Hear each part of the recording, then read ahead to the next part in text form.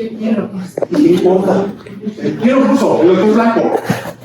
El doctor Blanco. Claro, la primaria, el Estado ahorita lo va a poner. Y por eso nos importa, ¿sí? Es así simple. Pero un catéter con una motora, la primera pregunta que hace cualquier video es: ¿quién puso? Bueno, el doctor Blanco. Es el doctor Blanco y no así. Pero déjenme les digo que no es la comunicación que más genera costos hospitalarios, que más genera morbilidad, que más genera mortalidad. Pero además nos importa porque llegan a pedir. ¿Sí? Esa complicación muchas veces ni siquiera la que se toma.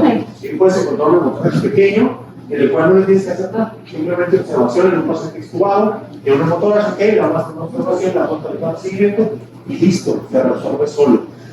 Pero nos importa mucho porque nos pega en el ego.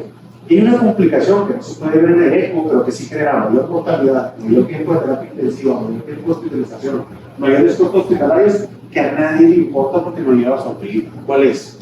Las infecciones. No es parte de este curso, pero siempre lo digo porque lo más importante es que un catéter que no se infecte. Pero uno dice: ¿quién lo infectó? El doctor Blanco. No se importa, ¿no? Todo el mundo le echa mano, ¿no? Fue el interno, fue la enfermera, fue el que lo puso. No lo sabemos, no nos importa. Y si es una complicación que realmente va a tener bajo hospitalario, morbilidad, mortalidad, tiempo de estancia en UCI, eso es lo importante, ¿sí? Bueno, obviamente eso no lo podemos detectar con un eco, pero es lo que quiero decir así. Todas estas complicaciones, obviamente hay algunas que son fácilmente visualizables en el eco. Si funciona la arteria, lo estoy viendo, ¿no? O sea, que le apliqué a la arteria, no dudo, ¿no? Obviamente también si tengo una mala posición de motoras o las lesiones, un hematoma, que lo vamos a ver más adelante, ¿sí? Como un aneurisma, las puedo observar. La estenosis vascular obviamente no es un proceso que se va a dar de inmediato cuando yo estoy usando un eco, pero puedo detectar una estenosis previa de un catéter previo generado por otra función, ¿no? Y eso me va a hacer que decida de manera correcta cuál es el sitio correcto para que funcione, ¿no? Entonces, vamos a ver las que son sujetas a la evaluación del eco, pero este es un artículo que se llama True Science, que es un artículo viejo. Vamos a ver su contraparte ya con eco, pero quiero que vean esto. ¿Por qué? Porque de repente tenemos algunos paradigmas generados de dónde colocar cada uno de las posiciones del catéter y eso nos genera problemas, ¿no? Aquí tenemos una barra, ¿sí? Dividida en tres. Tenemos un área gris, un área amarilla, que quiere decir, y un área. El área gris son las complicaciones mecánicas, pero se llaman complicaciones mecánicas tipo 3. Que la arteria hizo una forma grande, que la anatomía, ¿sí? Le hizo un neurotórax, son las complicaciones que están buscando. El área amarilla es la cantidad de trombosis que se generan en los sitios y el área roja es la cantidad de infecciones, ¿sí? Entonces, si nosotros vemos esta gráfica, nos quedan muy claras dos cosas. Número uno, si nosotros pudiéramos anular las complicaciones mecánicas del subclavio, se convertiría en el mejor sitio. ¿Por qué? Porque tiene poca trombosis, pocas infecciones, ¿sí? Solo tiene muchas complicaciones mecánicas tipo 3, realmente se puede mitigar con el uso de electros. Y vemos otra cosa que es también muy importante, ¿sí? Que cuando comparamos la yugular con la femoral, ¿sí? Sale algo que es un mito en catéteres de corta estancia. Yo siempre hago esta colaboración. Es diferente que haya un nefrólogo y que te diga: no, yo utilizo por ciertas características, pero no son catéteres de corta estancia. Estamos hablando de catéteres de bajo flujo, corta estancia, ¿va? Entonces, fíjense la número de infecciones. ¿Por qué no utilizamos el femoral muchas veces? ¿Qué es lo que nos han dicho del femoral? Sí, siento mucho. Fúchila, baja la cerquita de los genitales, pero vamos a abrochar. Entonces no lo podemos utilizar porque, pues no, es un tabú utilizar un femoral. Vean ese artículo, y ese artículo hay muchos, estamos hablando solamente corta estancia bajo flujo. ¿Cuál se infecta más? Yugular. El yugular. ¿Sí? ¿Por qué se infecta más? Bueno, ¿dónde está el tubo? ¿Dónde está la traqueostomía? ¿Dónde está? ¿Lo han visto? O sea, se le empieza a salir toda la secreción y ¿a dónde cae? Al yugular. Entonces no es cierto que el femoral se infecta más bajo flujo corta estancia. Diferente que si ya voy a poner un catéter tunelizado para una hemodiálisis continua, la verdad se infecta mucho más, ¿sí? Y también no puedo escoger subclavio. ¿Por qué? Porque estaría, que no se matas cuando le pones subclavio, entonces se evita la posibilidad de hacer fístulas. Entonces ahí el número uno se llama yugular. Entonces son catéteres de alto flujo y de larga estancia. Entonces, para lo que nosotros habitualmente hacemos, el femoral sigue siendo un sitio correcto de colocación y sigue siendo un sitio correcto, ¿sí? Donde las complicaciones mecánicas son pocas y lo único que tenemos que cuidar es que no se nos reponga. ¿Cuánto tiempo normalmente, ¿sí?, debo utilizar un catéter central? Yo hago un catéter central y cuando digo, hasta aquí es suficiente tiempo, lo tengo que cambiar, no tengo que cambiar.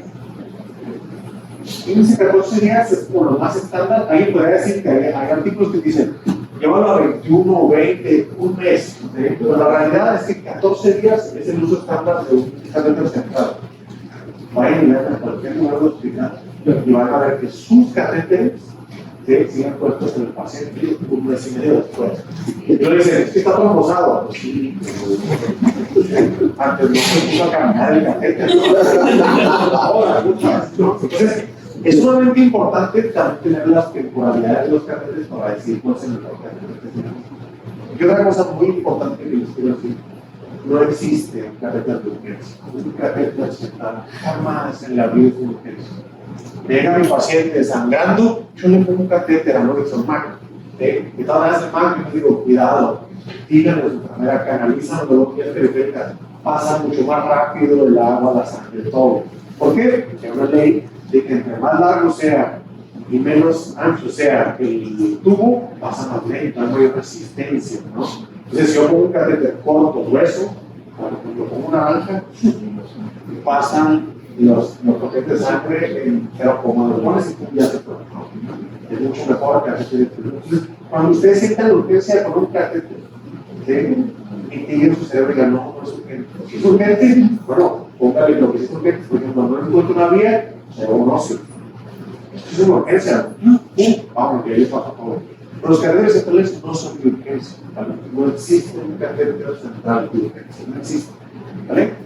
Y eso nos va a también mitigar la cantidad de complicaciones que podemos generar. Esto es la comparativa. Obviamente aquí se separan el número de frecuencias en las complicaciones que generaron. Fíjense, cosas muy representativas. Obviamente el neumotórax está mucho más presente cuando yo lo pongo su clave. La función de la arteria está mucho más presente cuando estoy en la yugular. Por todas estas variantes anatómicas que vimos, la relación que tienen tanto con la arteria junto con la preparación. Siempre están muy relacionados y eso es lo que genera.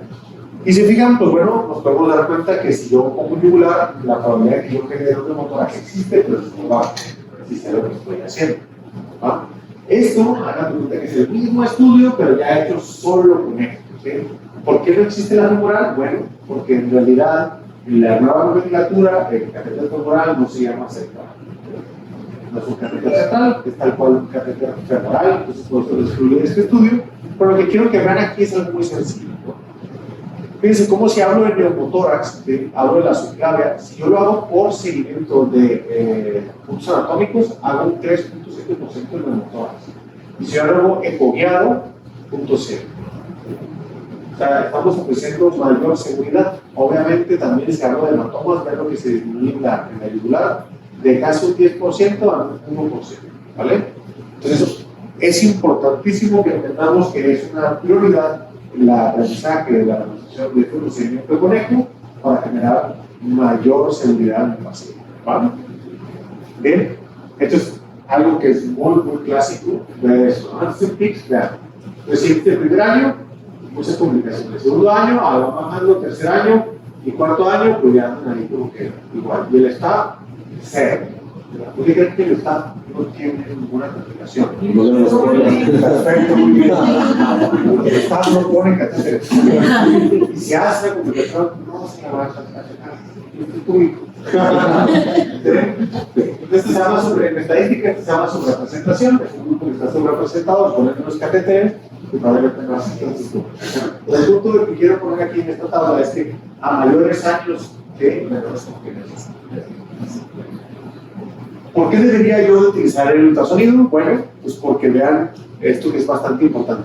Si yo les dijera cuál es el gold standard de la colocación de un catéter vascular, ¿qué diría? Actualmente, digo, lo voy a cambiar, actualmente cuál es. ¿Ah? El gold standard. No, en la disección no. ¿Sí? Le haces un arco y le haces una fluoroscopía. Ese es el gold estándar. Entonces aquí está comparado, ¿sí? El gold estándar, que es la fluoroscopía, con el ultrasonido. Lo que puedo decir en este estudio, que es obviamente en materia femoral, para el cateterismo, lo que vemos es que si comparamos, todos son igual, todos exactamente igual, pero la generación de hematomas es mucho menor en el hierro. ¿Por qué? De una vez en fluoroscopía, de los catéteres van funcionando con unidades anatómicas y van echando un poquito de contraste, de repente llega a la vena y no se pinta la vena y se manifiesta, pero van a ciegas realmente, es por eso que es más probable hacer un hematoma ahí que en el eco que existe el ritmo de balance. Entonces, si lo comparo con el gold estándar, es idéntico, pero va a menos hematomas.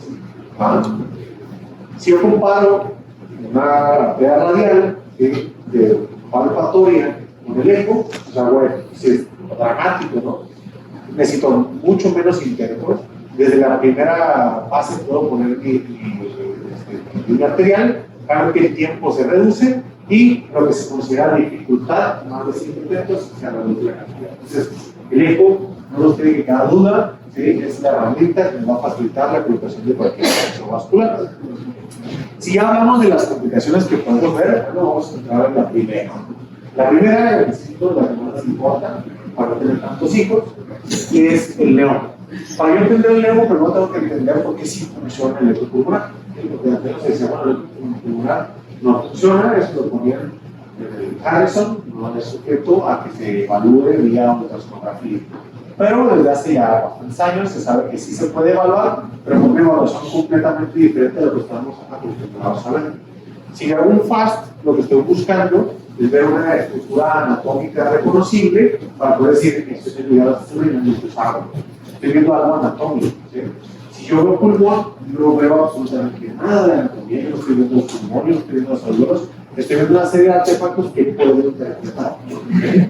Entonces es muy importante de saber que sí se puede hacer. Y obviamente la parte más importante de saber que se puede hacer, pues es que tiene bastantes años. Vean desde cuándo se está haciendo. Desde el 92, el doctor Lichtenstein está diciendo sí se puede hacer un procedimiento, se puede hacer un procedimiento. Lo creían loco, igual que el primer catéter, pero al final resultó estar muy correcto. ¿Qué equipo tengo que utilizar para hacer un eco pulmonar? Bueno, es una de las bondades de hacer un eco pulmonar. El equipo que yo tenga, puedo utilizarlo para hacer un eco pulmonar. De hecho, entre más básico, más viejo sea, es mejor. ¿Ok? De todos los softwares de los equipos nuevos, quedan muchos embellecedores de imagen. ¿Okay? Todo lo que ellos consideran artefacto lo borran. Bien, obviamente tiene un comandado que los artefactos están borrados. Y si yo estoy diciendo que necesito los artefactos para interpretarlo y si no los borra, pues en realidad no me ayuda. Entonces, entre más básico sea, mejor. ¿Qué traductor puedo utilizar? Pues aquí, el que sea. Si yo les apunto este, por ejemplo, ¿qué traductor es?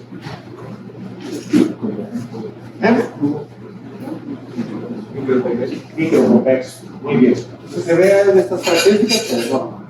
Este es convexo, este y este. Si vean con todos puedo hacer la visualización de una imagen pulmonar. Obviamente hay ventajas y desventajas de la organización de cada uno de estos.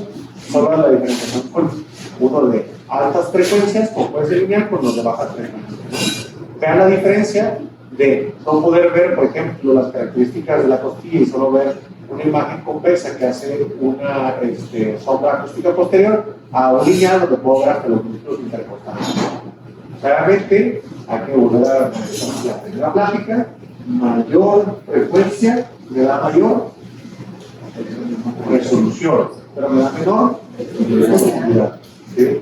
Realmente, a menor frecuencia tengo menor resolución de imagen, pero mayor profundidad. Entonces, en ese caso se puede utilizar cualquiera. ¿Vale? Y tengo que entender que a la hora de hablar de ultrasonido pulmonar tengo 7 cosas básicas que entender. Uno es que el ultrasonido pulmonar se puede realizar con cualquier equipo. ¿Sí? El otro es que en todo lo que está dentro del tórax la gravedad sigue afectando. Eso quiere decir que el aire toma un compartimento y el líquido toma otro compartimento, ¿no? Derivado de la gravedad. Y cuando se suman o cuando no respetan, ¿sí?, esta ley de la gravedad, ¿sí?, que están sumados, generan un artefacto que por lo general es patológico. ¿Vale? 3, pues es muy intuitivo, el pulmón es muy grande. Igual que nosotros escuchamos todo el pulmón, es lo mismo con el eco. Tengo que hacer evaluación de todos los puntos, ¿sí? Porque ustedes no llegan y dicen, ah, me falta el aire, muy bien. Le pones el efecto aquí y aquí y se estimula bien a la vez. ¿Sí? No haces eso, ¿verdad? Tampoco haces eso con el eco. Yo evalúo todos los puntos que tengo que ser protocolarios para poder encontrar y definir cuál es el proceso que está lesionando ese pulmón. Entonces tengo que estandarizar la exploración de todos los puntos. ¿Sí? Todos los signos van a resultar de la línea pleural y es por eso que lo primero que vamos a aprender a hacer es diferenciar dónde está la línea pleural. Esta es la capacidad de diferenciar. Todas las señales estáticas se les va a dar a considerar artefactos y obviamente como el pulmón es un órgano muy importante, podemos ver que la línea pleural va a ser todo dinámico. Se va a mover y obviamente todos los procesos que ponen en peligro la vida tienen el contacto con la piel. Entonces nos ayuda a hablar de que el eco pulmonar nos puede ayudar a hacer el buen diagnóstico. Importante, el eco pulmonar es un eco de superficie. Eso significa que el sonido no penetra hacia el pulmón. ¿Sí? El sonido completamente es reflejado y no es artefactos. Derivado de esto, yo tengo que entender que si tengo un proceso patológico que no está en contacto con la pleura, no va a ser visualizable en el eco. Es un tumor familiar, el eco va a ser normal. No, usted saca sangre porque quiere. Entonces, lo importante es entender en dónde sí lo puedo utilizar y en dónde no lo puedo utilizar. ¿Sabes? Entonces, es un eco de superficie. Esta es la estructura normal, anatómica del pulmón. Está dividido obviamente en lobulillos, están compuestos por los alveolos, los músculos terminales, y obviamente la cantidad más grande de estructura que hay es aire. ¿Sí? Entonces, la membrana alveolar es sumamente delgada y se utiliza ese grosor para poder tener una buena difusión de los gases, ¿no? O sea, CO2 y salcido. Entonces, el componente mayor es aire, es lo que lo va a generar que no se pueda visualizar como tal por la vibración acústica tan baja del aire. El aire no es un buen conductor del sonido. ¿Okay? Hay diferentes técnicas, protocolos. Este protocolo se llama protocolo Blue. Hay que saber para qué se utiliza. Este protocolo Blue se utilizó nada más para pacientes con dificultad respiratoria. Eso significa que no lo puedo utilizar en otro lado. ¿Sí? Solo es para eso. Así es un protocolo Blue. Pero intubado 6 días de terapia. No se utiliza eso. La gente que me vea con dificultad respiratoria, que pueda hacer todo el algoritmo que me describe el protocolo Blue, porque solo son 3 puntos. Pero hay otras estrategias de evaluación. Todas las estrategias de evaluación están caracterizadas por la búsqueda por cuadrantes de las afecciones que vamos a ver, o los artefactos que vamos a encontrar. ¿Cuál van a utilizar? La que quieran. Siempre y cuando entendemos una cosa. El órgano lo tengo que revisar completo. Anteriores, laterales y posteriores. Y para los posteriores los tengo que bloquear. Tengo que preguntar al paciente para hacer la revisión de la parte posterior. ¿Okay? Obviamente, ya cuando estamos hablando de la preparación, ya dijimos que es cualquiera. Si yo tengo acceso a más de un traductor y puedo cambiarlo, sí vale la pena entender que las partes posteriores y laterales es mejor verlas con uno de bajas frecuencias. De hecho, lo que quiero ver es un diagrama, lo que quiero ver es un diagrama, cosa que va a ser muy complejo de ver o de realizar con un lineal que no tiene tanta profundidad. Entonces, va a ser con lo que sea. ¿Vale? Obviamente hay que quitar las ganancias, muchas ganancias van a hacer que sea difícil de ver tanto el movimiento de la línea pleural como el movimiento de los artefactos, y pues obviamente vamos a no generar tanto profundidad.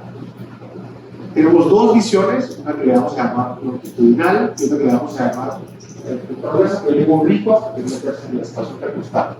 La primera imagen, sabemos que yo coloco mi traductor y mi marca siempre tiene que ir cefálica. ¿Okay? La marca del traductor va a ser cefálica. ¿Okay? Y tengo otra imagen, obviamente que es esta, que le llamamos transversal u oblicua, donde lo que hago es colocarme en la posición exacta, dando seguimiento a la forma de las costillas. Lo que estoy buscando es perder la sombra acústica posterior que me genera las costillas. Entonces lo pongo y luego lo giro, me meto en el espacio intercostal y dejo de ver esa sombra de las costillas. ¿Es completamente necesaria? La respuesta es no, aunque hay cosas que me pueden ayudar, sobre todo cuando estoy buscando ciertas patologías, a hacer esta movilización de imagen. Esto es lo que yo voy a estar mencionando. Obviamente tenemos, vamos a decirle, estructuras inmóviles, entre paréntesis, ¿sí? Y el pulmón, ¿no? Las estructuras móviles solamente son todo el tejido subcutáneo, piel, grasa, músculos, ¿sí? Desde los móviles, pues vamos a ver pues, lo que se ve. Aquí tenemos las costillas y debajo de los arcos costales está la pleura, ¿no? La pleura la tenemos dividida en dos, parietal y visceral, y obviamente solo una se mueve, la visceral está completamente pegada al tórax y la visceral es la que se mueve. En este caso no vamos a poder ver la diferencia entre las dos, pero vamos a ver como una es una línea o una movilidad que es concordante con la respiración. Y después tener el parénquima pulmonar, que en este caso es no disonable. Entonces aquí tenemos las dos imágenes, ya en este video. Esta sería una oblicua y esta sería una longitudinal, ¿no? En la longitudinal tenemos esto, que son las costillas, generan una sombra acústica posterior y tenemos el espacio intercostal debajo. En la oblicua, como estoy exactamente en el espacio intercostal, pues dejo de ver las costillas, ¿no? Estas son las dos imágenes que podemos ver. Estas son todas las patologías que podemos, vamos a decir, dar un diagnóstico asertivo de su presencia o ausencia en un tumor enfermo. Nos vamos a centrar, obviamente, nada más en el neumotórax, que es lo que atañe a este curso. Para poder nosotros saber cuál es un órgano enfermo, pues primero tengo que entender cómo se ve un órgano sano. Entonces vamos a empezar a decir muchos signos, ¿sí? Y esos signos nos van a dar al final un patrón y ese patrón le vamos a llamar patrón. Bueno, el primer signo que van a buscar es una cosa que se llama el signo del murciélago. ¿Por qué se llama el signo del murciélago? No lo sé. ¿Sí? Entonces yo coloco el traductor con la marca cefálica y le coloco en un espacio intercostal, ¿sí? Voy a tener una imagen que es algo que así, dos costillas que generan su sombra acústica posterior, el tejido celular subcutáneo, los músculos, por debajo de ella se da una línea ecoica, ¿sí? Que tiene movilidad o no, sí o no, que la vamos a llamar línea pleural, y debajo de esa línea pleural, bueno, pues se van a ver los artefactos, que son los que tengo que evaluar. En este caso, tenemos las dos costillas de la línea pleural y tenemos líneas A, que son estas líneas que son equidistantes, que son un reflejo de la línea pleural. Entonces, el signo del murciélago es encontrar el espacio intercostal, visualizar las dos costillas con su sombra acústica posterior y debajo de las costillas ver una imagen hiperecogénica que la vamos a llamar línea pleural. Entonces, aquí estoy viendo la imagen, son dos estructuras que son convexas, ¿sí? Y debajo de ellas se ve una imagen hiperecogénica que es cóncava. A eso le vamos a llamar signo del murciélago. Si alguien no ve el murciélago, yo tampoco lo veo, si pongo esta, sigo sin verlo, pero ahí está el murciélago, ¿no? Después me han inventado ciertos nombres, que el signo de la jirafa, o sea, empiezan a poner animales, porque el león, porque no es como lo pintan, el signo del ex, no sé qué. Entonces, la realidad es que no importa qué animal vean, ¿sí? El animal que quieran, entiendan lo que están buscando, ¿no? Las dos costillas, y por debajo de las dos costillas van a ver la línea pleural. ¿Ah? Este es el signo nuclear. Si yo no veo este signo, no puedo empezar a decir absolutamente nada de lo que quiero. ¿Ok? Entonces, esto es lo mismo, representa lo mismo. ¿Sale? Las dos imágenes convexas, que son el periósteo, la cóncava, que es la pleura, y vamos a ver exactamente, lo único para que nos sirve es el hallazgo de decir, ahí está el pulmón. ¿Vale? El signo del murciélago como primero. Después voy a ver el signo del deslizamiento pleural. Una vez que detecté el signo del murciélago, la siguiente pregunta que me tengo que hacer es si la pleura desliza o no desliza. ¿Sí? Entonces aquí tenemos la imagen del murciélago, ¿no? Costilla, línea pleural. ¿Sí? Claro, lo que tengo que responder es si desliza o no desliza la pleura. El deslizamiento pleural es un deslizamiento que va y ve concordante con la respiración. ¿Sí? Vamos a centrarnos en esta imagen. Concordante con la respiración de la línea pleural. Para decir que la línea pleural, primero es una murciélago, lo estamos viendo, y después me concentro. Y luego que hay una movilidad, ¿sí? De vaivén que va a ser de discusión cefalocaudal, ¿sí? Que va a ser concordante con los movimientos respiratorios del paciente. ¿Sí? ¿Todos ven el deslizamiento ahí? Sí. Okay. A diferencia de esto, ¿vean esto? Vemos otra vez un signo del murciélago, pero vemos la línea pleural, ¿sí? ¿Cómo la vemos? Estática. ¿Vale? Es una diferencia. Yo tengo que poder decir si se desliza o no se desliza. ¿Vale? Hay estrategias que vamos a ir viendo que hablan de lo mismo, ¿sí? Del deslizamiento pleural. Lo que quiero que entiendan es qué significa. Deslizamiento pleural, lo que significa es que hay contacto entre las dos pleuras. Así lo vamos a dejar. ¿Sí? Deslizamiento pleural, contacto entre las dos pleuras. ¿Va? ¿Ok? Si yo tengo dificultad de corroborar si existe o no existe deslizamiento, con ciertas opciones que puede tener el paciente, yo puedo utilizar modo M. ¿Okay? El modo M, vamos a ver que se va a dividir en dos secciones. Las secciones de las partes blandas dijimos que son inmóviles. Eso me va a generar líneas horizontales. ¿Vale? Y un patrón estático, un patrón después de una línea hiperecogénica, que es la línea pleural, y abajo un patrón granuloso, que le vamos a llamar el signo de la playa. ¿Sí? ¿Sí ven el signo de la playa? Sí. A veces sí se ve, ¿no? ¿Sí? Si lo pongo esta, ahí están ustedes, una guardia, ahí quisieran estar, ¿no? ¿Sí? Entonces, ¿qué hago? Pongo un modo M y todo lo que es líquidos transfrontales se va a ver como líneas horizontales, y a partir de la línea hiperecogénica, que es la línea pleural, se va a dar un patrón granuloso y me da esta imagen, ¿no? El signo de la playa. El signo de la playa es otra forma de decir que existe contacto pleural. ¿Vale? Entonces, el deslizamiento, el signo de la playa, otra cosa que vamos a ver más adelante, hablan de contacto pleural. ¿Vale? Si yo batallo para ver el movimiento, que aquí se ve, pues si yo batallo, puedo utilizar modo M para confirmar que sí existe movilización de la pleura viendo un signo de la playa. ¿Sí? Si no se moviera, veríamos solo líneas horizontales y veamos el código de barras con el signo de la estratosfera. Yo creo que esto es la estratosfera, que es el código de barras, ¿no? Entonces, después de que yo ya dije, este es un signo del murciélago, no que quieran, decidí si desliza o no desliza la pleura, tengo que hacer el análisis de los artefactos emanados de la pleura. El primer artefacto que vamos a ver se llaman líneas A. La forma de explicar las líneas A, ¿sí?, es que es una reverberación, un verdadero eco de la línea pleural. Porque es un verdadero eco, bueno, en realidad lo que estamos viendo en el sonógrafo no son ecos, son reflexiones primarias. Yo emito un sonido, rebota en un músculo, en un hueso, lo que sea, y al rebotar hay una línea descartada, se llama reflexión primaria.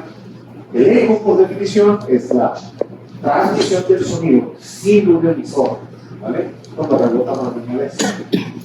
Entonces, ¿qué es lo que está pasando? El punto introductor de la piel, ¿sí?, que tiene y el músculo que tiene una bioimpedancia acústica específica, ¿no? Va viajando y al llegar a la línea pleural contacta con el aire. El aire tiene una característica que su impedancia acústica es muy baja, es 0.004. Entonces lo que hace, o el fenómeno que se genera al tener ese cambio de impedancia acústica tan severa es que todo el sonido rebota, todo por completo. Al rebotar todo el sonido no es captado el 100% por el traductor, choca con el traductor y ese mismo sonido de la primera emisión vuelve a bajar, que se mantiene chocando. Como la distancia es la misma y la velocidad del sonido es la misma, voy a ver la misma imagen repetida.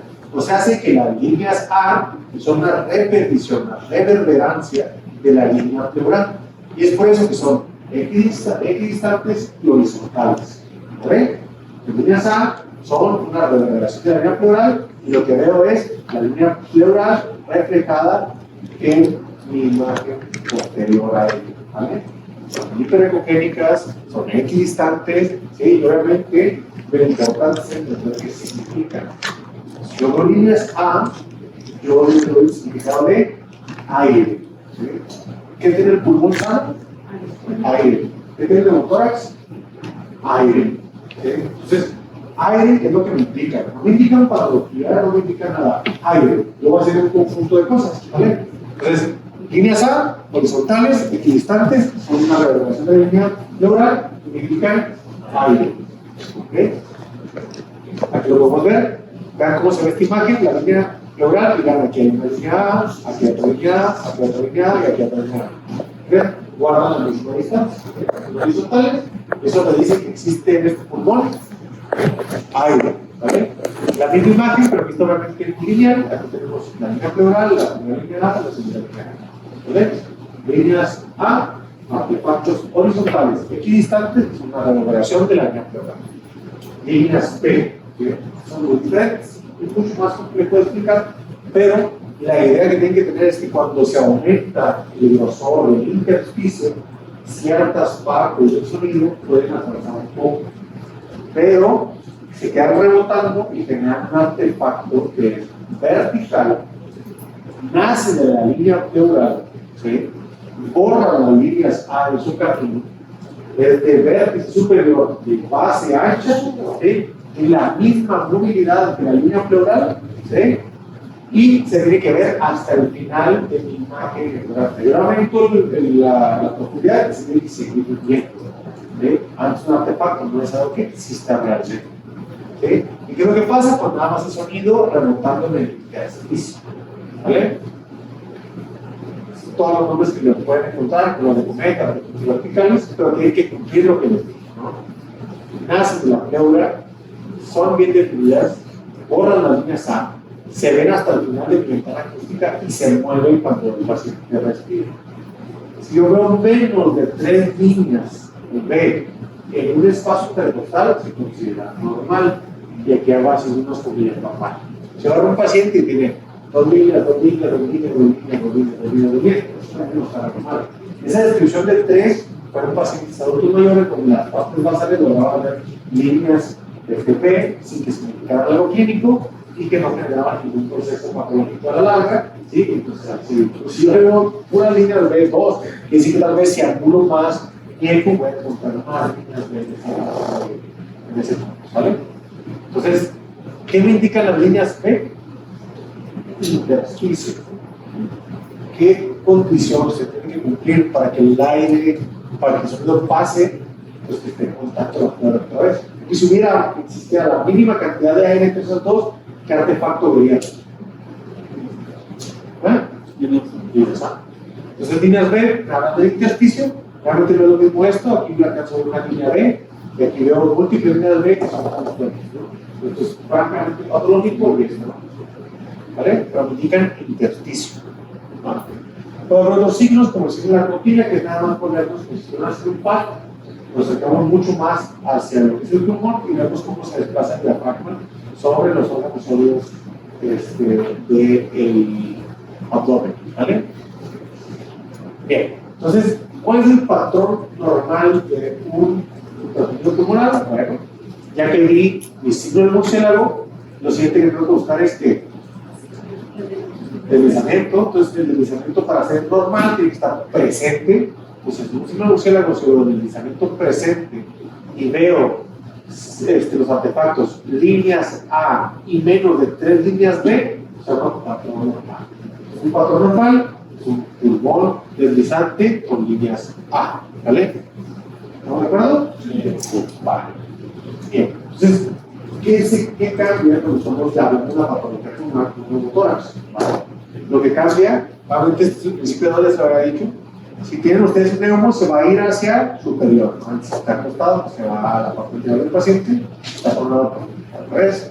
¿Sí? Pero fíjense cómo es la diferencia, ¿no? Aquí está la parte superior del aire, a diferencia de este interrable. El interrable se va hacia posterior. Entonces, la ley de la gravedad sigue afectando a todo lo que está dentro del tórax. Así es como se diagnostica un neumotórax de neumotórax. Vamos a empezar paso por paso, ¿va? Ok. ¿Qué es lo primero que tengo que ver? Signo del murciélago. Muy bien, signo del murciélago. Y después, deslizamiento. Aquí vamos a agregar otra cosa que se llama pulso pleural. ¿Vale? Entonces ya tenemos varias formas para saber si hay contacto pleural que simulan o son lo mismo que el deslizamiento. Entonces, propiamente dicho, el deslizamiento, el otro es el signo de la playa, ¿sí? Y le vamos a agregar otro, ¿sí? Que se llama latido pulmonar. El latido pulmonar, ¿sí? No es más que esta imagen. Fíjense cómo aquí desliza, ¿se fijan? Y vean este, parece que está inmóvil, pero si ven estos dos puntos, aquí y aquí, se ve como late. ¿Sí? El latido pulmonar es la transmisión del latido cardíaco, ¿sí? Hacia la pleura. ¿Por qué no desliza? Porque si late, bueno, la forma más sencilla de entenderlo es todo pulmón que tiene alteraciones de la impedancia pulmonar, o sea, menos distensibilidad, ¿sí? no es tan móvil, pero sí transmite el latido. Entonces, cualquier cosa que me afecte la distensibilidad pulmonar, que la baje, ¿sí? Va a crear mayor latido y menor deslizamiento. ¿Ok? Si yo pusiera un modo M, se sigue viendo el signo de la playa, ¿lo ven? Pero se ven estas artefactos verticales, algunos pilares que me indican el latido. ¿Ok? Entonces, esta imagen y esta imagen son lo mismo, nada más modo M. Si yo aquí viera el signo de estratosfera, pues no es latido, entonces estoy viendo algo que sí fuera, entonces por eso vale la pena confirmar con modo M. ¿Sí? Esta es la forma más sencilla que lo vean. Si yo tuve un paciente, ¿sí? Yo R3 de urgencia, uno llega, me lo dan, lo tubo y me lo dan. Pues si de repente le digo, sí, ¿quieres intubarlo al internito? El internito está ajustado, le ayudas tú, y lo mejor que hace cualquier persona que te va a intubar, lo hicimos nosotros, es ahora tú lo metes hasta el fondo, no se va a salir, ¿no? Y entonces haces una intubación selectiva, ¿estás de acuerdo? Sí.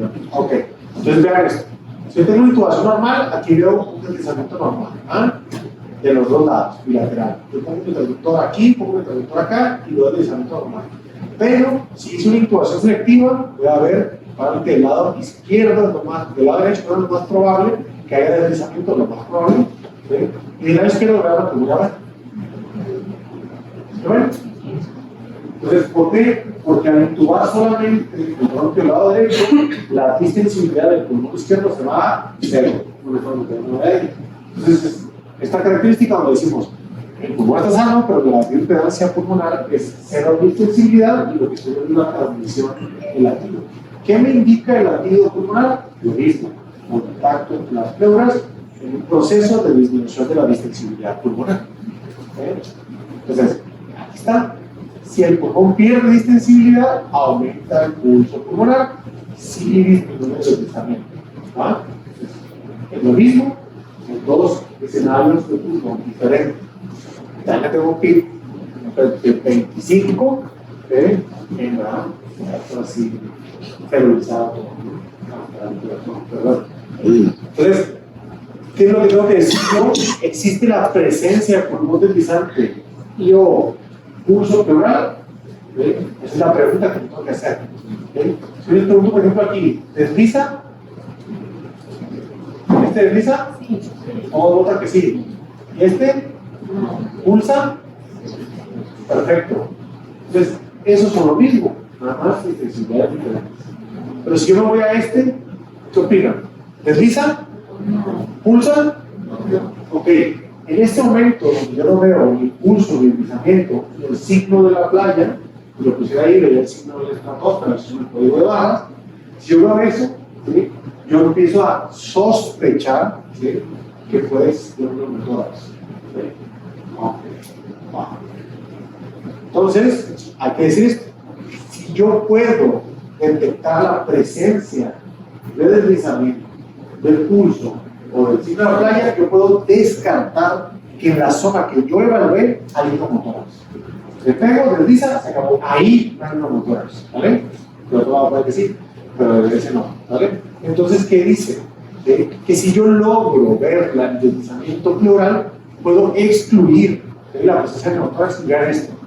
Una especificidad del 98.9 valor predictivo del 100%. Si desliza, no tiene hidromotoras. ¿Ok? Desliza, se acabó. ¿Ok?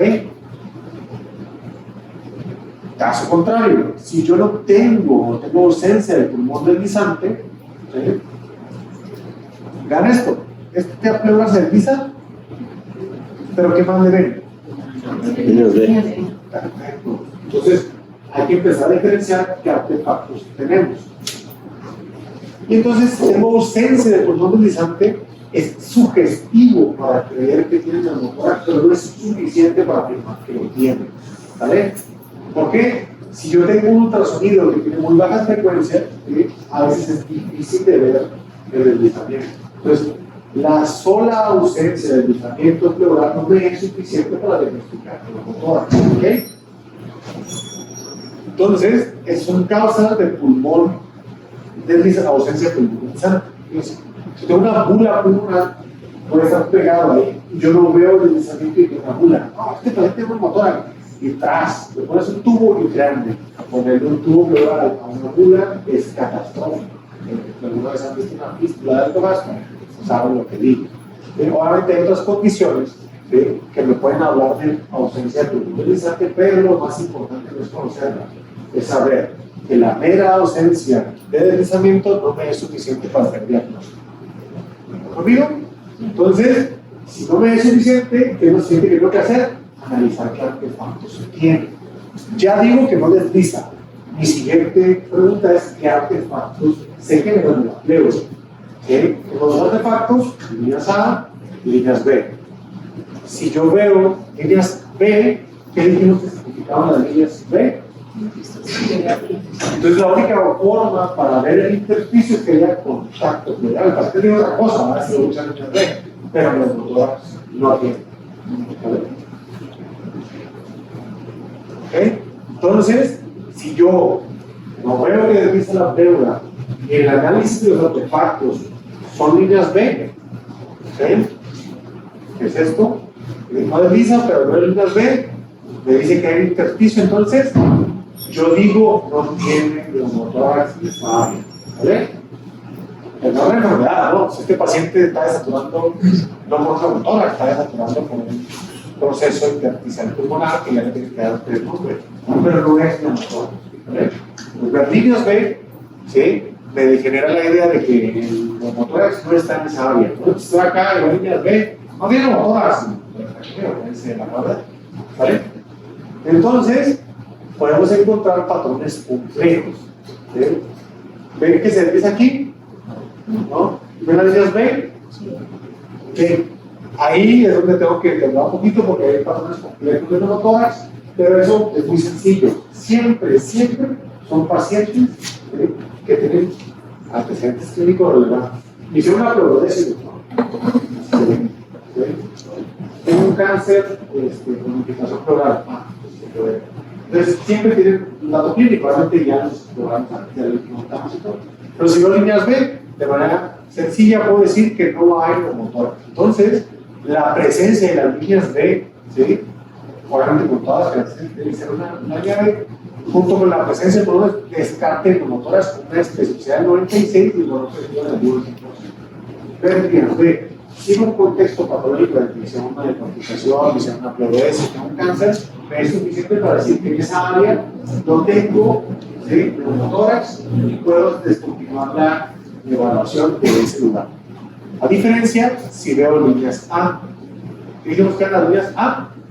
Aire. Entonces, un pulmón sano tiene aire, igual que un globo, ¿vale? El neumotórax tiene aire, un pulmón sano tiene aire. Entonces, ver líneas A sin deslizamiento pleural, ¿sí?, ¿qué me dicen? Que puede haber aire entre las pleuras, ¿vale?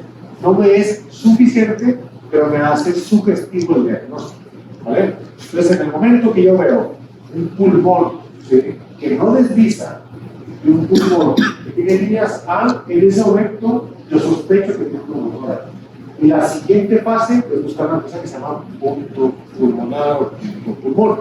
¿Qué es el punto pulmón? No, es una fase ciega, lo que estoy buscando el punto exacto donde las dos pleuras se separan. ¿Sí? Es el punto pulmón. Donde las dos pleuras se separan, punto pulmón, ¿vale? Entonces vería algo que así. Si yo pusiera el ultrasonido en la parte superior de este paciente que tiene neumotórax, pues yo vería esto, un patrón, ¿sí?, no deslizante con líneas A, ¿de acuerdo? Porque hay aire intermedio entre las dos pleuras, ¿de acuerdo? Si yo lo pongo en la parte posterior, bueno, pues puede que yo vea líneas B, pero voy a ver pulmón deslizante, que está en contacto con las pleuras, y si yo veo esta zona, pues es la zona intermedia donde se separa. Entonces vería esto. ¿Ok? Exactamente lo que vieron, vean esto. ¿Qué patrón es este? El superior. ¿Alguien lo describe?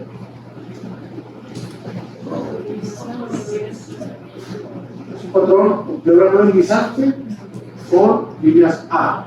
¿Okay? Vean este acá abajo, ¿qué pueden decir? Y desliza. Si desliza y tiene líneas A. Y vean este aquí, que es el punto intermedio. Vean cómo se ve que está estática y entra y sale aire. A eso yo le llamo punto pulmón. ¿Okay? Otras imágenes, ¿sí? Dan es más representativa. Una parte de la pleura está pica y la otra entra y sale. ¿Sí? ¿Qué es lo que estoy diciendo en este punto? Cada vez que el paciente inspira, aumenta el volumen pulmonar, entonces donde está separada las pleuras se mueve. ¿Sí? Pero aumenta el volumen, se hay más contacto del pulmón hacia la pleura y luego esa imagen. Si yo pusiera modo M exactamente en el centro de esta imagen, vería esto: patrón fixo. El patrón de la izquierda es el patrón del código de barras y el patrón de la derecha es el de la playa. ¿Okay? Entonces de repente veo el pulmón y luego veo el pulmón. Eso le llamo punto pulmón. ¿Vale? Si yo encuentro punto pulmón, pues vea de esto: esta parte está estática, esta parte está estática y luego este momento sale la pleura. Si yo veo eso, pues obviamente, ¿qué significa? Ese es el diagnóstico del motor. ¿Vale? Entonces, punto clave: la ausencia de pulmón deslizante, una patología que quiere decirme que es una sospecha de neumotórax, pero no necesariamente el diagnóstico, y tengo que buscar los artefactos. Si yo veo líneas B, es que quiero un intersticio y ya. Es necesario que ustedes vayan poco a poco intentando ver el arqueo pulmonar, sobre todo cuando el paciente es conocido por un problema de disfunción. Seguramente un TIRA, se puso un catéter, se tiene un problema a la hora de hacer diagnóstico. Pero lo más importante es esto: si yo encuentro un punto pulmón con una especificidad del 100%, yo puedo decir que mi paciente tiene neumotórax. Pero la sensibilidad es el 75%. ¿Por qué creen que es el 75%? Pero vamos a ver. ¿Sí? Y es otra aplicación. Yo tengo mi paciente con una motora. ¿Sí? Supongamos que es un paciente que tuvo un trauma contuso de tórax, llega con un problema de dificultad respiratoria, un motora. Le pongo el tubo, ¿sí? ¿Qué creen que va a pasar después? Se va expandiendo. ¿Sí? Entonces yo puedo seguir la reexpansión con el eco. Si el punto pulmonar estaba aquí, yo le pongo la sonda pleural y lo voy revisando, vamos a ver cómo el punto pulmón, a medida que se sale el aire, se va modificando y se va haciendo más hacia el frente. Entonces yo puedo darle seguimiento a la resolución de un tórax. Por el contrario, como un paciente que le puso un catéter yugular, le hizo un neumotórax, a la hora de realizar el neumotórax, es un neumotórax pequeño que no le genera nada. Es hemodinámica ni saturación. Uno me puede decir, ¿sabes qué? Vengo en media hora y le reviso y digo, está en el mismo punto, no ha crecido, y así no voy checando. A diferencia de que le piqué, ¿sí? Pero a media hora regreso y que va a estar aquí y ya está acá, está creciendo. Ese paciente requiere tratamiento. El otro debe estar en una medida conservadora. Entonces puedo monitorizar su crecimiento y su expansión con el electro. ¿Vale? Entonces, si yo no encuentro el punto pulmón, ¿por qué creen que no encuentro el punto pulmón? Si me pongo aquí, no desliza, lo volteamos, no desliza. ¿Qué creen que está pasando? Exacto. ¿Okay? Hay condiciones que generan que haya cero contacto con las pleuras, lo voy a ver. Y aquí voy a hacer un paréntesis. ¿Okay? Obviamente el paciente es diferente. Si yo voy a poner un catéter, uno de los 7 puntos del placebo es el pulmón, el último. Y yo llego y le pongo ahí digo, así es lisa, me voy para acá, le pongo un catéter, el procedimiento es que le pongo así lento, y si no es lisa, no vamos a decir, ay no, va a buscar el punto pulmón, por favor, es una jeringa en la mano, una bufota, y ahí va, señor. Y brevemente deslizaba, y ya después del procedimiento no desliza. No anden buscándole que salga, las acaban de hacer un minuto. No, señor, alguien tosió mucho y se le tornó el pulmón. Es muy diferente a que lo diga un paciente con politrauma que yo no conozco, ¿sí? Y no deslice. Hay que tener cuidado, puede tener una bula, puede tener mil cosas. ¿No? Lo más claro es que tengo una motora, pero no me tengo que apresurar. ¿Sí? Si me llega ese paciente, si lo busco. Si acabo con un catéter que previo así deslizado, yo no desliza, ya no pasa por el caso. Hace un euro, decidan qué es lo que van a hacer. ¿Sí? ¿Vale? ¿Ok? Entonces, este es un breve resumen. ¿Ok? Entonces, yo tengo estos patrones. Tengo un patrón que sí desliza, o que tiene líneas B, o que tiene signo de la playa, o signo del pulso, descarto en esa zona de neumotórax.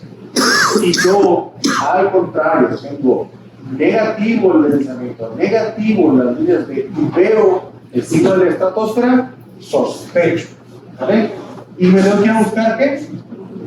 Si yo encuentro el punto pulmón, confirmo. Entonces, esta es la secuencia que tengo que tener en mi cabeza para hacer el diagnóstico de una fotórax por eco, ¿vale? ¿Dudas hasta aquí? Nomás una duda, que el latido pulmonar es a favor del neumotórax o en contra. El latido pulmonar indica contacto pleural. Si tú estás viendo la transmisión del latido cardíaco en la pleura, la condición sine qua non que tiene que existir es contacto pleural. Entonces, el latido, hay contacto pleural. Es un paciente que tiene un problema de distensibilidad pulmonar, se tendrá que investigar por qué, pero es lo mismo, ¿sí? Contacto pleural. Otra de las cosas que vamos a decir que es común que se puedan observar a la hora de realizar un eco son los hematomas, ¿no? ¿Cuál es el problema de los hematomas? Que dependiendo de la antigüedad del hematoma es como se ve en el eco. Si el hematoma es temprano, agudo, vamos a ver que va a ser imagen perivascular anecoica. ¿Cuál es el problema? Que cuando va pasando el tiempo, esa sangre se va coagulando, va cambiando su estructura y empieza a cambiar la ecogenicidad. Entonces, depende de qué punto estoy viendo el hematoma, si es fácil o no es fácil de ver. A veces es muy fácil, no es cierto. Hay ocasiones que es dificilísimo de ver, pero luego cuando ya tiene más tiempo. Y lo más importante, si yo le pongo Doppler, tenemos ausencia de flujo y es la forma diferente de los neuristas. Las dos son imágenes perivasculares.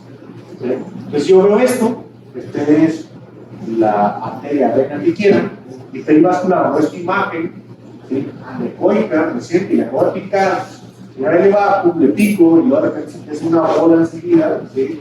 Pues se acabó, es un hematoma, ¿sí? Le pongo Doppler, no tiene flujo, y digo, ok, eso es un hematoma. ¿Cuál es el verdadero problema de los hematomas? Pues esto. ¿Sí? ¿Qué es esa cosa? Eso les puedo decir así. Esta es la carótida, ¿sí? Esta es una delgada la yugular, ¿sí? Y pues no parece, ¿no? Entonces, ¿qué pasa? Bueno, que tiene un hematoma, ¿sí? La yugular está aplastada. Entonces, es importante que entiendan que si yo veo temprano es muy fácil. Le pico, ¿sabes qué, señor? Le puedo explicar la pega, una disculpa, no hematoma. Queda mi compañero, si te guardia y dice, ay, no tiene hematoma. Oigan, esa misma imagen, ¿no? ¿Sí? Entonces, sí hay cosas que hay que empezar a decir hasta aquí es mi límite, ¿no? En agudo es muy fácil de ver, es esto, ¿sí? Pero a posterior, vean cómo se empieza a hacer. Ya no tienen ni idea de qué se ve. La verdad es que ahorita no se agarra si se aparece, pues un hematoma. Pero todos tienen antecedente que lo quitan. ¿Vale? Entonces, eso es, ¿vale? Pseudoaneurysma, ¿sí? Bueno, pseudoaneurysma, yo siempre hago aquí un paréntesis. No quiero que nadie diagnostique un pseudoaneurysma. Quiero que alguien lo sospeche. Y esa sospecha, haga un protocolo para decir de manera rápida, puedo más o menos averiguar si esto no es, pero tengo que hablar al experto, que se llama Pablo. Entonces, ¿qué es un pseudoaneurysma? Bueno, pues ya todos sabemos que es una lesión que no cumple o no lesiona todas las capas de la arteria. Y entonces yo voy a ver lo que más es una acumulación de sangre entre las dos capas. La B de la adventicia realmente tiene características clínicas muy expresivas, ¿no? Pues bueno, sí, yo le doy una bola después con la mano, lo vibra, se acabó, eso es un aneurisma. Entonces de ahí entran más cosas. Pero si yo estoy batallando, bueno, puedo pensar el eco.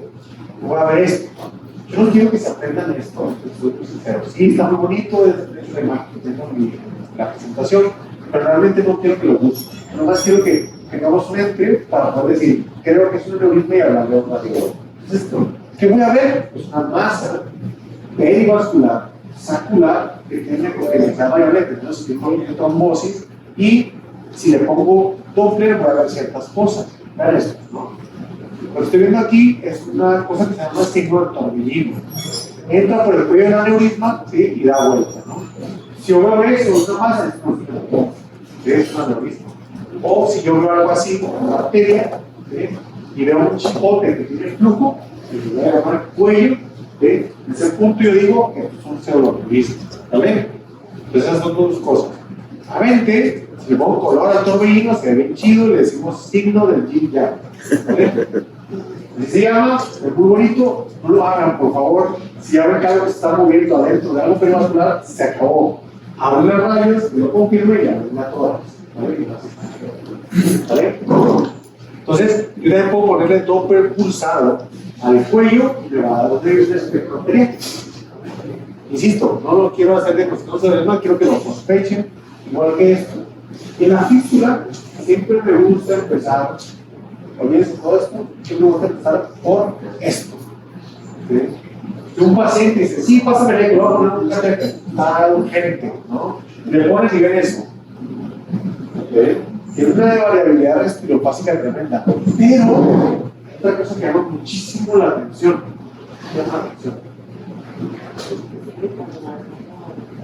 No, esa es la frecuencia respiratoria.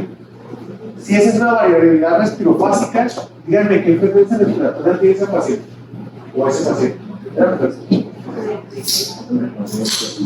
La que quieran, pero está arriba de 35, ¿están de acuerdo? ¿Creen realmente que esta paciente le gusta el catéter? No. Y esta variabilidad respiropásica tan severa, ¿sí? Y la anatomía tan relacionada con la arteria, me va a generar mayor posibilidad. No pueden comer, ¿vale? No pasa nada. Me va a generar una posibilidad de generar una fístula. No se puede comer, en serio. Entonces, lo que les quiero dejar aquí es: no importa que diagnostiquen una fístula, no importa que previo a la realización del ultrasonido y previo a la realización del catéter puedan diferenciar qué paciente va a tener mayor posibilidad de complicación. A este paciente le pongo vías periféricas, lo intubo, ¿sí?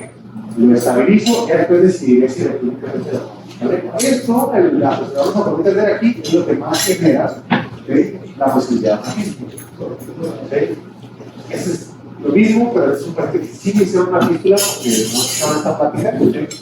Vean esto, se ve aquí una bolita negra, ¿se la ven? Y aquí una bolita negra. ¿Sí? Esa es la yugular, pero apartada por la mitad. Entonces, picaron y pasaron la guía, aquí la guía, la aguja, ¿sí? Como se colapsó, tiene una relación del 100% con la carótida, bueno, dijeron, no hay problema, ¿sí? Yo soy muy bueno, yo puedo hacer esto, y pues no pudo. El catéter se va de la yugular a la carótida. ¿Sí? ¿Por qué? Por esto funcionó. Se pasó, le aplicó la carótida, le dio sangre y dijo, claro, sangre, bueno, se fue la guía y bueno, atravesó los dos. Y esto obviamente, una vez que ya comunico dos cavidades con presiones diferentes, genera un gradiente de presión. Ese gradiente de presión lo único que va a hacer es que de un lado se va a descubrir el otro, ¿vale? Entonces, obviamente, esto va a generar una fístula, ¿vale? Y sí. No quiero que me lo expliquen, no es relevante, lo más relevante es entender cómo el ultrasonido, el preprocedimiento, no va a decir, no estoy viendo la variabilidad respiropásica absurda, no me voy a aplicar. El vecino periférico, ajustamos a la paciente, la estabilizamos y después decidimos si requiere o no requiere un catéter. Bien, eso nada más para que vean, si yo utilizo cualquiera de las dos estrategias, llámese fuera de foco o a foco, con un eje transverso, un eje longitudinal, ¿qué posibilidad tengo de impulsionar la pared posterior? Bueno, en el eje corto o en el eje largo, la posibilidad de impulsionar la pared posterior es realmente igual. Yo tengo que aprender a adoptar los dos para poder decir que sé colocar catéteres de autoconocimiento. La trombosis nos sirve tanto posterior como previo y la trombosis no es tan compleja de ver. Y esto es importante que lo sepan porque se va a hacer no incidir un vaso que esté enfermo, ¿no? Un vaso que esté con una trombosis. Entonces, ¿cómo se ve? Bueno, sencillo, si pongo un modo de lo que va a ver es que dentro del vaso puedo ver un aumento de ecogenicidad. ¿Sí? Y lo más importante es que cuando yo intento hacer una maniobra de compresión, ¿sí? Va a ser inefectiva. Yo comprimo, y si comprime de toda la vena, significa que tiene algo que la está ocupando. Si tengo Doppler, puedo utilizar Doppler color para ver cómo solo pasa el flujo por un lado, pero no es necesario. Si yo ya comprimo una vena y no se comprime al 100%, quiere decir que hay algo en su interior y ese algo se llama trombo.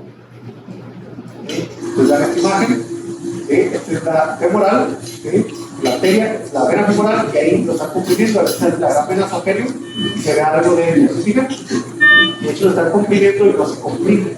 Entonces, esto es una trombosis. Yo le pongo Doppler y vean cómo no hay flujo en esa vena. Es la forma que le digo, este paciente tiene una trombosis. ¿Sí? Ahora me sirve para hacer diagnóstico, pero me sirve para lo más importante que no pico ahí, ¿vale? No pique en el trabajo. Mala posición, aquí yo siempre catalogo la mala posición en 2 puntos. ¿Sí? La mala posición número 1 se llama ¿dónde pico mi carpeta? Por favor. ¿Sí? Una cosa es que lo hayas puesto con eco, otra cosa, ¿sí?, es que lo hayas puesto con eco y le hayas fijado la mandíbula. ¿Sí? Eso es una mala posición del catéter. Está bien, muy bonito, no tiene neumo. Se levanta esta paciente que nos llegó y ¿qué va a decir? Vean, ¿ustedes creen que esta es la línea de la mandíbula? O sea, está fijado en el cachete.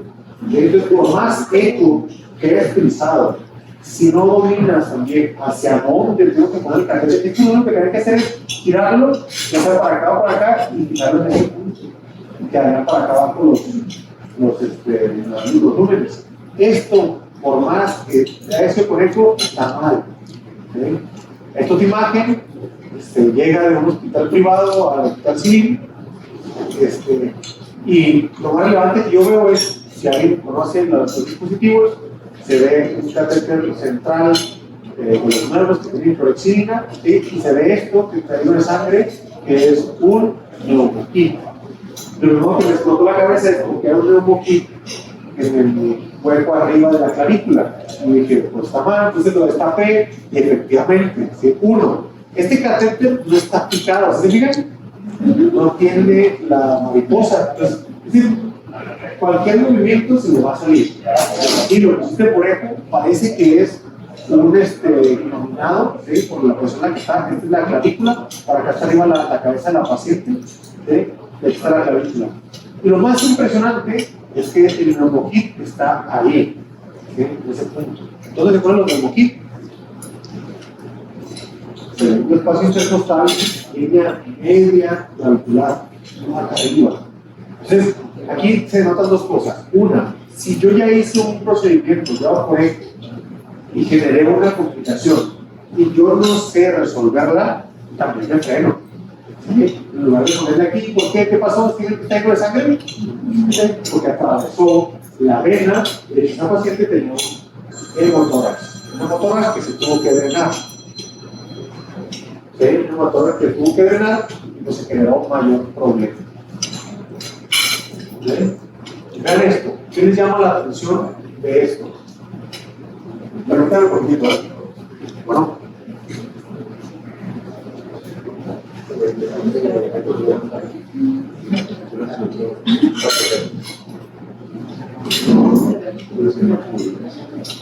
¿Alguien me puede ir diciendo qué le ven?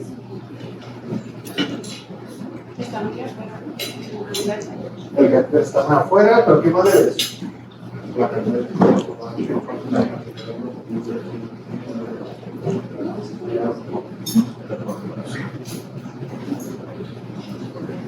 Yo les voy a dar 2 puntos. Número 1, al final del catéter, ¿sí?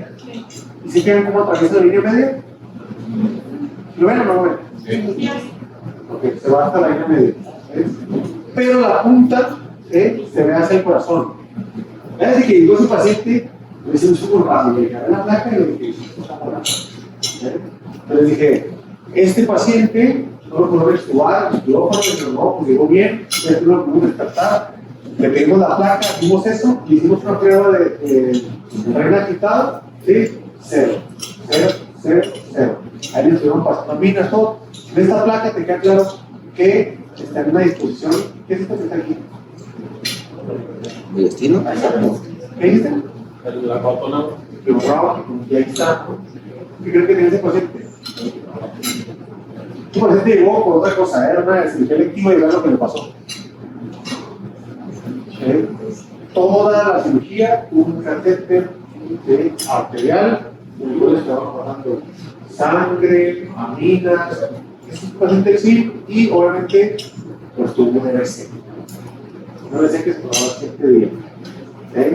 Todo el mundo dijo, este catéter se puso guiado por él. Está bien, todos nos podemos equivocar, todos podemos tener un error. Pero díganme qué creen que no hicieron en este catéter. Entonces, no es cierto que lo pusieron guiado por él. La función le hicieron guiado por él. Probablemente fue una mala función guiada por él. Pero este paciente, si le hubieran hecho una salida quitada, igual que cuando luego nosotros que hubieran descubierto que estaba ausente, que estaba en la feria, y en ese momento algo le estuviera llamando.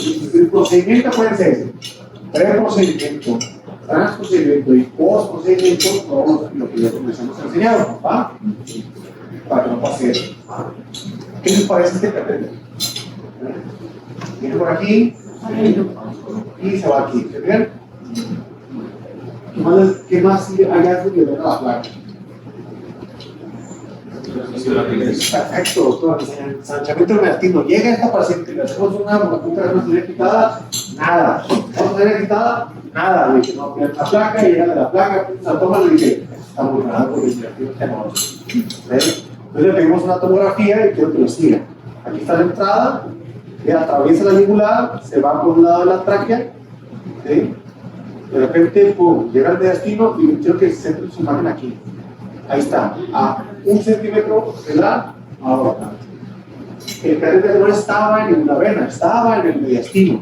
¿Okay? Todo ese aire que ven ahí, si con culpa de que usted de la vena afectada, que me va a la atención, que se hace en los ángeles, claro, que tenía sangre en el mediastino. ¿Okay? Entonces, yo le digo, bueno, a ver, ¿creen que esto fue una buena? Insisto, todos estamos sujetos a generar una complicación, todos. Eso no es el problema. Les quieren claro, ustedes van a hacer neumotoras que vamos a poder, ¿sí? Van a hacer malas posiciones de catéter. No es eso el problema, es que no te des cuenta y que todo el tiempo le ha estado pasando las salinas, el agua, la sangre al mediastino. ¿Sí? Eso es el verdadero problema, porque quiere decir que no cerraste tu círculo de hacer procedimiento. No cerraste el círculo y dijiste, ¿ahora se le quitada? Sí, si está positiva, perfecto, continuamos. Porque si lo haces, dices, ¿cómo está positiva? Y lo mejor que haces es déjame decidir qué es lo que voy a hacer. Y por eso es importante que tengamos una ruta. Aquí les enseño cómo no es el hospital civil el mismo de estas complicaciones. Este es un hospital muy famosito, no es su nombre, pero ellos dicen, no, lo llevamos correcto, le picamos y todo bien. Pero luego cuando perdemos un catéter empieza a dar pulso, pero está raro, le toma una placa y se da cuenta que el catéter está hacia la arteria subclavia. Dicen, acá mismo, ricos ellos, y dicen, háblale al hemodinamista, le da la hemodinamista, sí, lo quiten, lo vamos a quitar arriba, lo meten en una lámina, lo meten en un stent y lo sacan el catéter. ¿Sí? Ya sacan un stent, y así no sangra, porque realmente la función donde estaba era no compresible. Era un catéter de alto strength, entonces si lo sacaban, pues, iba a ser un remotor invariablemente. Por eso le hicieron poner un stent. ¿Vale? Eso es lo que dicen que pasó, que la guía, ¿sí? Mágicamente estaba doblada y con el dilatador partieron aquí y se metieron a la arteria. Eso pasó, pues no creo que no sé qué pasó yo, la verdad, pero lo importante de este caso no es la comunicación, sino es que se dieron cuenta de manera inmediata, ¿sí? Dentro del pulso no hicieron tampoco y generaron esto, una estrategia posterior a la realización de la comunicación. Si es una estrategia, yo no estoy exento de equivocarme, pero yo tengo que tener una ruta en mi cabeza para resolver el problema. Entonces aquí, esto no lo estoy diciendo que lo sigan, porque es para anestesiólogos, ¿sí? Pero la ruta de ellos es perfecto, ¿es menos de 7 frames o es más de 7 frames? Si es menos de 7 frames y solo le picaste con la aguja, es un sitio para compresión. Sí, si es comprimible, solo le piqué con la aguja, quito la aguja y la aplasto. ¿Sí? ¿La aplasto cuánto? Bueno, pues de 5 a 10 minutos para no sangre. Perfecto. ¿Qué es lo que pasa? Si lo dilaté, bueno, pues hago lo mismo, pero tengo que fijarme en esto. Hago otra vez lo mismo y veo si no es hematoma masivo, veo si no existe un aneurisma o si no hice una fístula. Si la respuesta es no, bueno, puedo seguir operando al paciente. Si la respuesta es sí y la cirugía no es urgente, la cancelo. ¿Sí? Pero es una ruta. ¿Sí? Y dicen, bueno, pero si es más de 7 frames, lo divido. ¿Qué lo he dividido? ¿Tiene mucho riesgo la cirugía? No. ¿Tiene mucho riesgo? Pues ya la cagué. Sí. ¿No? Lo importante aquí es que si yo ya puse un catéter, ya lo metí el catéter, ¿sí?